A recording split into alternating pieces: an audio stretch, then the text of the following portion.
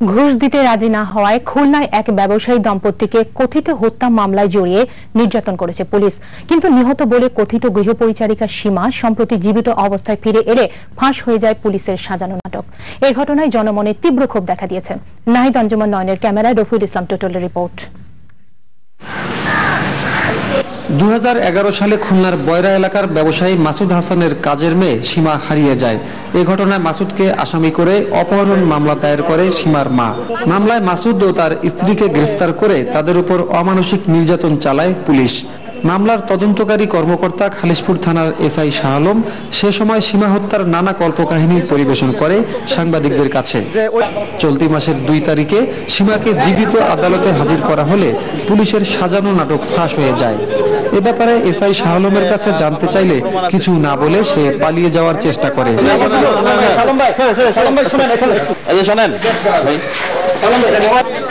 এদিকে 2 মাস কারাভোগের পর মুক্তি পেয়ে এ ঘটনায় দোষীদের দৃষ্টান্তমূলক শাস্তি দাবি করেছেন মাসুদ ও তার পরিবার।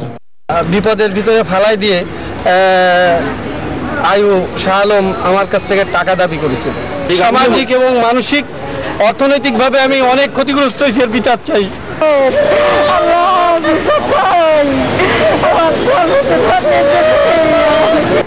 একজন জীবিত মানুষকে মৃত বানানোর আষাঢ়ে গল্প তৈরি করে ব্যবসায়ী দম্পতির উপর যে নির্যাতন করেছেন তাতে মানবাধিকারের চরম লঙ্ঘন করেছেন খালিশপুর থানার এসআই শাহ আলম। এতে পুলিশের প্রতি সাধারণ মানুষের নেতিবাচক ধারণাই তৈরি হয়েছে।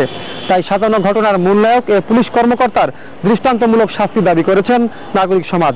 কারণ মহান মুক্তিযুদ্ধে বাংলাদেশ পুলিশের যে গৌরবোজ্জ্বল ইতিহাস রয়েছে তা যেন অসাধু কিছু সদস্যদের কারণে কোনোভাবেই কলঙ্কিত না হয়, সেজন্য এ ধরনের ঘটনায় দ্রুত কার্যকর ব্যবস্থা গ্রহণ করতে হবে। রফিউল ইসলাম টুটুল, দিগন্ত টেলিভিশন, খুলনা। আন্তর্জাতিক প্রসঙ্গ।